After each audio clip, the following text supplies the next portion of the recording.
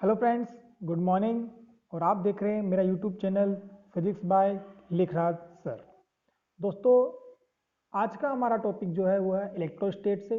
और हमारे टॉपिक का जो नाम है वो है गाउस लॉ एंड फ्लक्स। दोस्तों, हम सभी जानते हैं कि फ्लक्स जो होता है उसको हम number of electric field of line passing through any close surface की फॉर्म में डिफाइन करते हैं। यानी कि किसी यूनिट एरिया से, मान लीजिए हमारे पास में कोई यूनिट एरिया है, चाहे वो स्क्वायर फॉर्म में हो या फिर सर्कुलर फॉर्म में हो, उससे कितनी lines, electric field of lines जो है वो पास कर रही है, उन नंबर्स को ही हम जो है यहाँ पर फ्लक्स के नाम से जानते हैं। आप यहाँ पर देख सकते हैं, अगर हम इलेक्ट्रिक फील्ड का एरिया के साथ अगर उसका क्लोज इंटीग्रल लेते हैं, देन इस वैल्यू को हम यहाँ पर डिफाइन कर रहे हैं एज ए फ्लक्स। यहाँ पर हम इसे डिफाइन कर रहे हैं। देखिए दोस्तों, according to Gauss law, number of electric field of line passing through any close surface is equal to 1/एप्सिलॉन not times of Q enclose.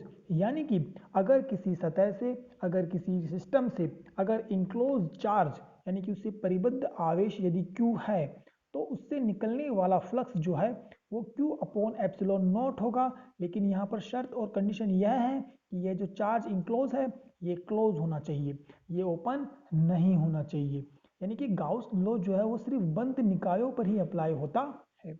यानी कि हमारे पास में यहाँ पर दो फॉर्मूले हो गए फ्लक्स के। देखिए, एक फॉर्मूला आप यहाँ देख सकते हैं, ये हमने इलेक्ट्रिक फील्ड और ये एरिया की इंटीग्रल की फॉर्म में शो किया है, और दूसरा फॉर्मूला हमने गाउस लॉ के अकॉर्डिंग ये यहाँ पर शो किया गया है।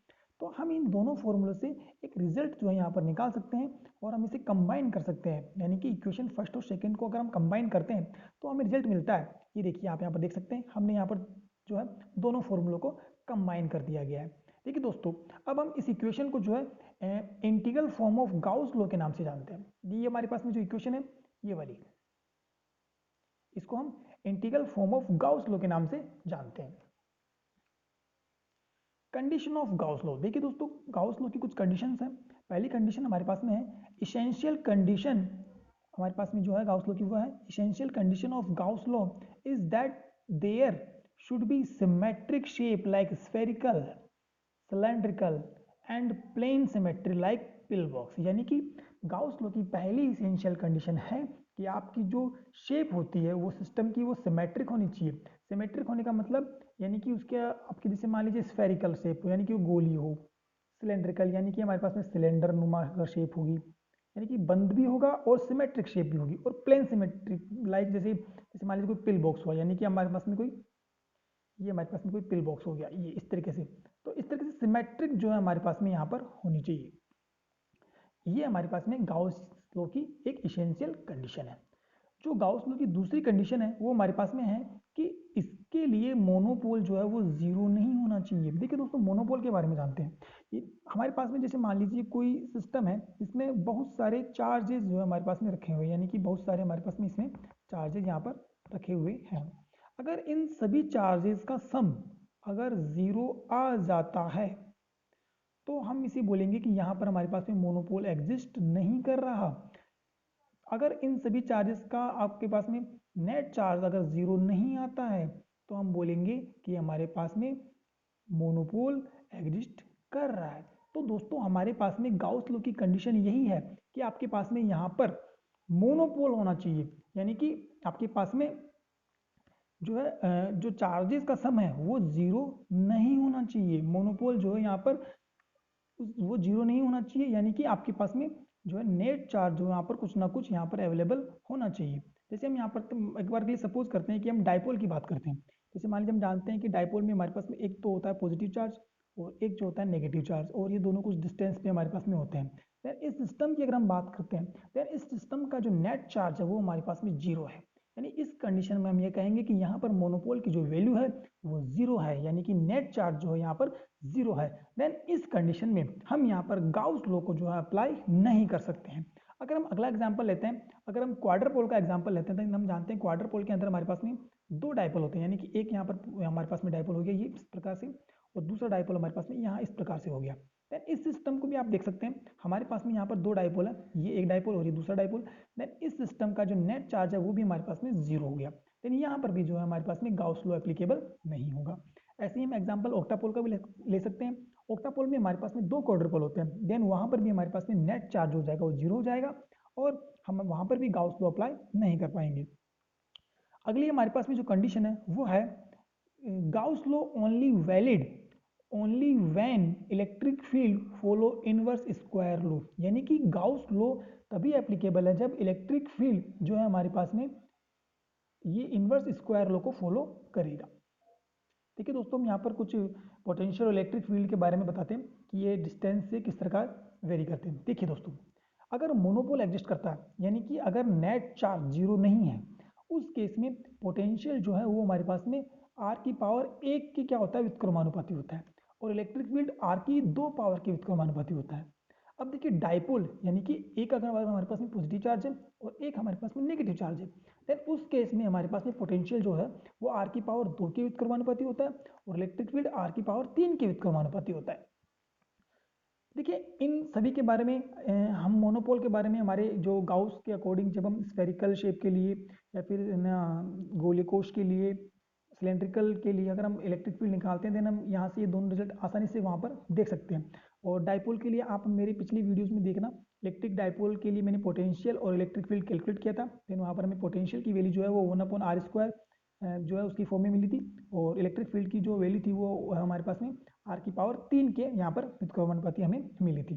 तो इसी तरीके से हमारे पास में क्वाड्रपल और ऑक्टापोल के लिए भी होता है। देखिए दोस्तों, यहाँ पर आप एक इसको लर्न करने के लिए सिमेट्री आप देख सकते हैं कि यहाँ देखो 1/r है, और यहाँ पर 1/r² है, यहाँ पर 1/r³ है, और यहाँ पर 1/r की पावर 4 है। तो आपको इसी तरीके से इसी ऑर्डर में इसको लर्न कर लेना है कि मोनोपोल से स्टार्ट करना है, देन डाइपोल, देन क्वाड्रपोल और देन ऑक्टापोल। और पोटेंशियल जो है वो हमारे पास में आर की पावर 1 से स्टार्ट करना है, यानी 1/r, डाइपोल के लिए 1/r², क्वाड्रपोल के लिए 1/r³ और ऑक्टापोल के लिए 1/r की पावर 4। एंड इलेक्ट्रिक फील्ड को हम जो है एक पावर बढ़ाकर लेके चलेंगे, यानी मोनोपोल के लिए 1/r² हो जाएगा, डाइपोल के लिए 1/r³ हो जाएगा, और क्वाड्रपोल के लिए 1/r की पावर 4, और ऑक्टापोल के लिए आर की पावर 1 ये हमारे पास में 1 की पावर हो जाएगी वो 5 हो जाएगी ऑक्टापोल के केस में। देन गाउसियन लॉ की जो हमारे पास में जो कंडीशन है वो ये है कि इलेक्ट्रिक फील्ड जो है वो यहाँ पर इनवर्स स्क्वायर लॉ को फॉलो करना चाहिए, यानी कि ये जो हमारे पास में कंडीशन है डाइपोल, क्वाड्रुपोल और ऑक्टापोल, ये वहाँ पर एग्जिस्ट नहीं करनी चाहिए, ओनली मोनोपोल होगा, यानी कि इलेक्ट्रिक फील्ड 1/r² की फॉर्म में होगा और पोटेंशियल 1/r की फॉर्म में होगा, देन ही हम गाउस लॉ को जो है अप्लाई कर सकते हैं। आगे चलते हैं दोस्तों, अब हम बात करते हैं फ्लक्स की। तो देखिए दोस्तों, फ्लक्स को हमने डिफाइन किया था कि number of electric field of lines passing through any surface per unit area known as flux. देखिए दोस्तों, यानी कि हमारे पास में कोई भी यूनिट एरिया दे रखा है, उससे कितनी इलेक्ट्रिक फील्ड ऑफ लाइन पास हो रही है, उसी को हम यहाँ पर फ्लक्स के नाम से जानते हैं।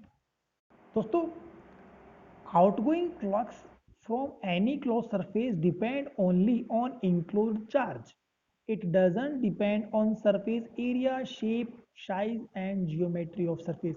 जैसा कि हमने गाउस के लॉ में देखा कि फ्लक्स की वैल्यू जो होती है हमारे पास में होती है Q/ε0, यानी कि वह सिर्फ इस पे डिपेंड कर रही है कि इंक्लोज चार्ज कितना है। अगर सिस्टम की शेप स्क्वायर है, स्फेरिकल है, सिलेंड्रिकल है, कॉनिकल है, कैसी भी शेप हो, सिर्फ चार्ज जो है हमारे पास में क्लोज होना चाहिए, इसके अलावा मोनोपोल जो है वहाँ पर एग्जिस्ट करना चाहिए। इस बात पे जो है डिपेंड करता है गाउस हमारे पास में लॉ।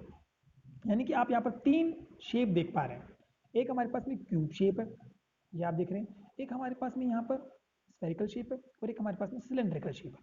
तीनों के पास ही इंक्लोज चार्ज हमारे पास में क्यू है। यानी कि अगर अकॉर्डिंग टू गाउस लॉ हम जाते हैं, then according to Gauss law सिर्फ इंक्लोज चार्ज से हमें मतलब है, यानी कि यहाँ पर आप देख पा रहे हैं कि इंक्लोज चार्ज जो है वो हमारे पास में क्यू है, और क्यू इंक्लोज चार्ज होने की वजह से यहाँ पर जो नेट फ्लक्स जो होगा वो हमारे पास में तीनों ही केस में जो है वो क्या हो जाएगा, Q/ε0 हो जाएगा।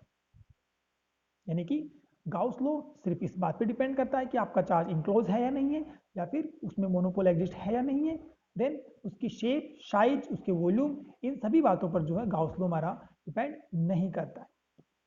आगे चलते हैं दोस्तों, देखिए हम यहाँ पर एक एग्जांपल ले रहे हैं, एक हमने क्यूब लिया है and a point charge is placed eight A centre of cube. ये क्यूब है और इस क्यूब के सेंटर पे हमने क्या किया है, एक पॉइंट चार्ज को प्लेस किया है। देखिए दोस्तों, हम जानते हैं कि हमारे पास में चार्ज जो है गाउस लॉ के अकॉर्डिंग जो है एक क्लोज होना चाहिए। तो चार्ज यहाँ पर हमारे पास में सेंटर पे रखा हुआ है, यानी कि वो पहले से ही क्या है, क्लोज है। और इसको 6 फेस ने क्या कर रखा है, यहाँ पर क्लोज कर रखा है। आप देख सकते हैं एक क्यूब के अंदर हमारे पास में जो है 6 फेसेज होती है, यानी 6 फलक होते हैं। तो उन 6 फलकों ने या 6 फेसेज ने जो यहाँ पर इस चार्ज को हमारे पास में क्लोज कर रखा है। यानी कि इससे जो हमारे पास में आउट गोइंग फ्लक्स होगा, नेट फ्लक्स होगा, वो सिंपल हमारे पास में फॉर्मूले के according Q upon epsilon not हो जाएगा। यानी कि ये जो हमारे पास में फ्लक्स है वो हमारे पास में 6 फेसेस की वजह से आया है। अगर हम सिंगल फेस की वजह से, अगर यहाँ सिंगल फ्लक्स की वजह से अगर यहाँ पर फ्लक्स निकालते हैं, देन यहाँ पर हम 6 का डिवाइड कर देंगे सिंपली यहाँ पर। यानी कि एक फेस की वजह से जो फ्लक्स होगा वो हमारे पास में हो जाएगा क्यू अपॉन 6 एप्सिलॉन नॉट। तो इस तरीके से हम एक क्यूब से और उसके एक फलक से जो है निर्गत फ्लक्स को यहाँ पर कैलकुलेट कर पा रहे हैं। हमारे पास में जो अगली प्रॉब्लम है वो है a point charge is placed at centre of A face. यानी कि अब हमने हमारे क्यूब के जो है फेस के सेंटर पर हमने एक चार्ज को प्लेस कर दिया। जैसा कि आप यहाँ पर देख पा रहे हैं दोस्तों कि अगर हम चार्ज को फेस के सेंटर पर रखते हैं देन वो क्लोज नहीं होता है, क्योंकि उसके एक साइड तो क्यूब आपको है रखा हुआ है, लेकिन दूसरी साइड ये यहाँ पर इस तरफ जो है हमारे पास में कोई क्यूब हमने अकॉर्डिंग टू क्वेश्चन में यहाँ पर नहीं है। देन हम इसे जो है हमारी तरफ से क्लोज करते हैं। तो इसे क्लोज करने के लिए हम क्या करते हैं, हम एक दूसरा क्यूब जो है इसके पास में बनाते हैं। ये देखिए आप यहाँ पर देख पा रहे हैं मैंने डॉटेड लाइन से एक दूसरा क्यूब जो है इसके पास में सटाकर रख दिया है। यानी कि अब हमारे पास में जो फेस के सेंटर पे जो चार्ज रखा हुआ है, ये आप जो चार्ज देख रहे हैं, ये जो है यहाँ पर क्लोज हो गया है। यानी कि अब यहाँ पर दो क्यूब ने मिलकर एक चार्ज को यहाँ पर क्लोज कर दिया है। यानी कि अब यहाँ पर हम क्लोज चार्ज की वजह से निकलने वाला जो फ्लक्स है हमारे पास में, आउटगोइंग फ्लक्स जो होगा, वो हम यहाँ पर नेट फ्लक्स निकाल सकते हैं। यानी कि दो क्यूब की वजह से जो यहाँ पर हमारे पास में जो नेट जो फ्लक्स होगा वो हमारे पास में हो जाएगा क्यू अपॉन एप्सिलॉन नॉट। यानी कि सिंगल क्यूब की वजह से हमारे पास फ्लक्स जो हो जाएगा वो हो जाएगा क्यू अपॉन 2 एप्सिलॉन नॉट। यानी कि हम यहाँ पर सिंगल क्यूब की वजह से फ्लक्स निकाल चुके हैं। इसके लिए हमने क्या किया, एक क्यूब को हमें एक्स्ट्रा जो है यहाँ पर रिक्वायरमेंट हुई थी ताकि हम यहाँ पर चार्ज को इंक्लोज कर सकें। देखिए दोस्तों, अकॉर्डिंग टू अगर हम फ्लक्स के अगर फॉर्मूले में जाते हैं देन हम देख पा रहे हैं कि इलेक्ट्रिक फील्ड और एरिया का हमारे पास में जो है एरिया इंटीग्रल जो होता है उसको हम फ्लक्स बोल रहे थे। यानी कि अगर इलेक्ट्रिक फील्ड और एरिया के बीच में अगर एंगल 90 डिग्री हो जाए देन डॉट प्रोडक्ट के अकॉर्डिंग कॉस 90 की वैल्यू हमारे पास में जीरो होगी, यानी कि नेट फ्लक्स भी जो है जीरो हो जाएगा। यदि हम यहाँ पर देखते हैं कि हमारे पास में अगर इस फलक पर अगर चार्ज रखा हुआ है देन इस फलक का जो एरिया है और इस चार्ज की वजह से जो इलेक्ट्रिक फील्ड जनरेट होगा, उन दोनों के बीच में जो एंगल हमारे पास में होगा वो यहाँ पर 90 होगा। यानी कि इस फलक से जो है कोई भी जो है फ्लक्स बाहर नहीं निकलेगा। यानी कि ओनली एक क्यूब में 5 ही फलक ऐसी होंगी जिनसे फ्लक्स जो है बाहर की ओर जाएगा। यानी कि अगर ये एक क्यूब के लिए अगर हमारे पास में फ्लक्स है तो ये हमारे पास में 5 फलक से या 5 फेस से निकलने वाले फ्लक्स के इक्वल होगा। अब हम इसे सिंपली एक फलक के लिए निकाल सकते हैं। वन फेज के लिए हमारे पास में जो फ्लक्स हो जाएगा वो हमारे पास में हो जाएगा क्यू अपॉन 5 टाइम, यहाँ पर नीचे की तरफ हम 5 को डिवाइड कर देंगे 2 एप्सिलॉन नॉट। यानी कि क्यू अपॉन 10 एप्सिलॉन नॉट जो है एक फ्लक्स से एक फलक से निकलने वाला फ्लक्स हो जाएगा अगर हम चार्ज को एक फेस के सेंटर पर रखते हैं। देखिए दोस्तों, हमारे आगे आने वाले एग्जाम्पल भी कुछ इसी तरीके से हैं। बस हमें सिंपली देखना है कि हमारे पॉइंट चार्ज को हमने कहाँ रखा है। देखिए हमने हमारी अगली प्रॉब्लम में जो पॉइंट चार्ज है उसको हमने क्यूब के कॉर्नर पे रखा है, यानी point charge placed at corner of A cube. तो आप देख सकते हैं अगर हम पॉइंट चार्ज को क्यूब के कोने पर रखते हैं देन इसे इंक्लोज करने के लिए हमें 7 क्यूब की रिक्वायरमेंट है। यानी कि हमें 7 क्यूब की रिक्वायरमेंट होगी देन हमारे पास में टोटल जो है क्यूब हो जाएंगे 8। यानी कि 8 क्यूब होने पर हमारे पास में टोटल जो चार्ज है वो क्यू वो इंक्लोज होगा। देन हमारे पास में नेट फ्लक्स होगा क्यू अपॉन एप्सिलॉन नॉट। और उसके बाद में हम जो है सिंगल क्यूब की वजह से फ्लक्स निकाल सकते हैं, यानी एक क्यूब की वजह से हमारे पास में फ्लक्स जो है वो हो जाएगा simply Q upon 8 epsilon not. जैसा कि हमने पिछली प्रॉब्लम में देखा, उसी प्रॉब्लम के देखते हुए अगर हम कॉर्नर पर अगर चार्ज को रखते हैं देन यहाँ पर एक क्यूब पर सिर्फ 3 ही हमारे पास में फेस ऐसी होंगी जिनसे हम फ्लक्स को कैलकुलेट कर सकते हैं, क्योंकि बाकी 3 फलकों के लिए जो इलेक्ट्रिक फील्ड है और जो एरिया है उनके बीच में एंगल 90 डिग्री होगा और उनसे कोई फ्लक्स जो है बाहर नहीं आएगा। यानी कि वहाँ पर निर्गत फ्लक्स जो है जीरो हो जाएगा। यानी कि 3 फलकों से या 3 फेसेस से निकलने वाला हमारे पास में जो फ्लक्स है उसकी वैल्यू हमारे पास में क्यू अपॉन 8 एप्सिलॉन नॉट होगी, जो कि एक क्यूब से निकलने वाला फ्लक्स था। और एक फेज से निकलने के लिए हम क्या कर देंगे 3 से डिवाइड कर देंगे, यानी सिंपल हमारे पास में Q/24 एक फेज से निकलने वाले फ्लक्स की वैल्यू हो जाएगी जब हमारे पास में चार्ज जो है वो हमारे पास में क्यूब के कॉर्नर पे रखा हुआ है। आइए दोस्तों अगली प्रॉब्लम पे चलते हैं। अगर पॉइंट चार्ज को हमने किसी एज पर रखा है क्यूब के, देन देखिए आप देख पा रहे हैं एज पर हमने रख दिया, देन अगर हम एज पे रखेंगे देन हमें 3 क्यूब की रिक्वायरमेंट होगी इस चार्ज को क्लोज करने के लिए, यानी कि एक तो हमारे पास में यहाँ हमें चाहिए, एक हमें ऊपर की तरफ और एक हमें यहाँ पर। इस प्रकार से हमें 3 क्यूब की रिक्वायरमेंट होगी और हमारे पास में टोटल हो जाएंगे 4, यानी कि 4 क्यूब अगर हमारे पास में होंगे तो हम इस पूरे चार्ज को जो है इंक्लोज कर पाएंगे। देन हमारे पास में नेट फ्लक्स जो है Q/ε0 होगा, और यहाँ पर जो हमारे पास में 2 फलक ऐसी होंगी एक क्यूब के अंदर जिनसे निकलने वाला फ्लक्स 0 होगा, यानी सिंपल आप देख सकते हैं एक क्यूब से निकलने वाला या फिर एक 4 फेसेस से निकलने वाला फ्लक्स जो है हमारे पास में Q/4ε0 होगा, और एक फेस से निकलने वाला के लिए हम क्या करेंगे यहाँ पर 4 से डिवाइड कर देंगे, यानी Q/16 हमारे पास में ε0 फ्लक्स की वैल्यू हो जाएगी। आगे चलते हैं दोस्तों। देखिए आप देख पा रहे हैं यहाँ पर हमने एक हाफ जो है हमारे पास में स्फेयर है, उसके सर्कुलर पार्ट पर हमने सेंटर पे हमने एक चार्ज को रखा है। देखिए दोस्तों अगर ये एक स्फेरिकल शेप होती, एक पूरा गोला होता पूरा, और इसके सेंटर पर अगर हमारे पास में Q अगर ये चार्ज रखा हुआ होता, देन इससे निकलने वाला फ्लक्स हमारे पास में होता Q/ε0 फॉर स्फेयर। लेकिन अगर ये हाफ है देन हमारे पास में फ्लक्स भी जो हो जाएगा हाफ हो जाएगा, यानी कि Q/2ε0। क्योंकि हमने क्या कर दिया सिंपली इसको पहले हमने क्लोज कर दिया, क्लोज करके हमने इसके फ्लक्स की वैल्यू निकाली, उसके बाद में हमने इसे हाफ के लिए क्या कर दिया हाफ कर दिया। अगली हमारे पास में प्रॉब्लम है दोस्तों, if charge is placed at centre of a cone, यानी कि एक कॉन के सेंटर पे रखा हुआ है। देखिए दोस्तों अब हम यहाँ पर देख पा रहे हैं कि अगर सेंटर पे रखा हुआ है कॉन के तो ये क्लोज नहीं है, तो इसे क्लोज करने के लिए हमने नीचे की साइड भी क्या कर लिया एक कॉन सपोज कर लिया, देन ये सिस्टम जो है हमारे पास में अब एक क्लोज सिस्टम हो गया। तो इस क्लोज सिस्टम से निकलने वाला फ्लक्स जो होगा हमारे पास में हो जाएगा Q/ε0 दो कॉन की वजह से, यानी कि एक कॉन की वजह से हमारे पास में जो हो जाएगा उसके लिए हम क्या कर देंगे दो का यहाँ पर डिवाइड कर देंगे, देन Q/2ε0 यहाँ पर एक कॉन की वजह से निकलने वाला फ्लक्स होगा। अगली प्रॉब्लम पे चलते हैं। If charge is placed eight a/2 distance from the surface, यानी कि आप यहाँ पर देख सकते हैं कि हमारे पास में एक जो चार्ज है Q वो हमने एक सरफेस से a/2 डिस्टेंस पर रखा है। ये जो सरफेस है वो स्क्वायर सरफेस है, यानी कि इसकी ये वाली डायमेंशन a है और ये वाली डायमेंशन भी a है, और इससे a/2 डिस्टेंस में हमने चार्ज Q को सपोज किया है। यानी कि अब इसे क्लोज करने के लिए हमें क्या करना होगा, इसके देखो एक साइड तो ये जो है क्लोज है, तो बाकी की जो साइड्स हैं उनको हमें क्लोज करना होगा, यानी कि हम एक इसके चारों तरफ क्यूब बना देते हैं। तो क्यूब बनाने के लिए हम क्या करेंगे इस सेंटर से ही यानी इस चार्ज से ही हम क्या करेंगे एक a/2 डिस्टेंस पर हमें दूसरी जो है प्लेन स्क्वायर सरफेस को एज्यूम करेंगे, और बाकी फिर हमें क्या कर देंगे इसके बाकी साइड्स में भी हम क्या कर लेंगे एक सरफेस बना देंगे, यानी कि 5 साइड जो हमें सरफेस बनानी होगी। देन ये जो हमारे पास में क्यू जो चार्ज है वो क्लोज होगा, और एक बार जब ये क्यू चार्ज क्लोज हो गया देन हम देख पाएंगे कि अगर ये डिस्टेंस a/2 है और ये डिस्टेंस a/2 है, देन इसकी जो हाइट है वो भी a हो जाएगी। तो ये डायमेंशन हम पहले देख चुके हैं कि ये a है, यानी कि ये हमारे पास में क्यूब हो गया, और एक क्यूब से निकलने वाला हमारे पास में फ्लक्स जो है पहले ही हम निकाल चुके हैं 6 फेसेस से क्यूब से निकलने वाला फ्लक्स होगा हमारे पास में Q/ε0। देन हम एक फेज से निकलने वाला फ्लक्स जो है वो हमारे निकाल सकते हैं इजीली, 6 का हम डिवाइड कर देंगे, ये हमारे पास में हो जाएगा Q/6ε0। दोस्तों अगर आपको टॉपिक से रिलेटेड कुछ क्वेरी है कुछ क्वेश्चंस हैं देन आप मुझे कमेंट बॉक्स में कमेंट करके पूछ सकते हैं। अगर आपको वीडियो पसंद आता है देन आप इसे लाइक करें, सब्सक्राइब करें, जिससे आपको आने वाले नए वीडियो के बारे में जो है अपडेट मिले, और इसमें आपको बेल आइकन भी प्रेस कर दें आप, जिससे जैसे ही मैं नया वीडियो अपलोड करूँ आपको जो है उससे नोटिफिकेशन मिल जाए और आसानी से आप मेरी वीडियो तक पहुँच पाएँ।